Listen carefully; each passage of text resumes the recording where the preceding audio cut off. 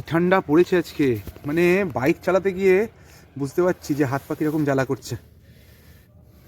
রাত্রে এখন এসছি গাছে জল দিতে, গাছে একটু জল পড়ছে না ঠিকঠাক মতো। তোমরা ভাবছো এত রাত্রে জল দিচ্ছি কেন? কি করব, সময় পায় না, তাই রাত্রেবেলায় জল দিতে হচ্ছে। আর একটু ঠান্ডার মধ্যে বেশি কাজ করলে ভালো লাগে, শরীর আরও বেশি গরম লাগে, আর এক জায়গায় বসে থাকলে বেশি ঠান্ডা লাগছে। একটু জল পাচ্ছে না বলে ঠিক মতো বাড়তেও পারছে না। গাছে জল দিতে দিতে এতই ঠান্ডা লেগে গেছে যে মনে হচ্ছে এখন একটুখানি আগুনের তাপ দরকার, তাই চেষ্টা করছি জ্বালানোর। এখনো জ্বলেনি ঠিক করে, চেষ্টা করতে করতে শেষমেশ মনে হচ্ছে ধরেছে।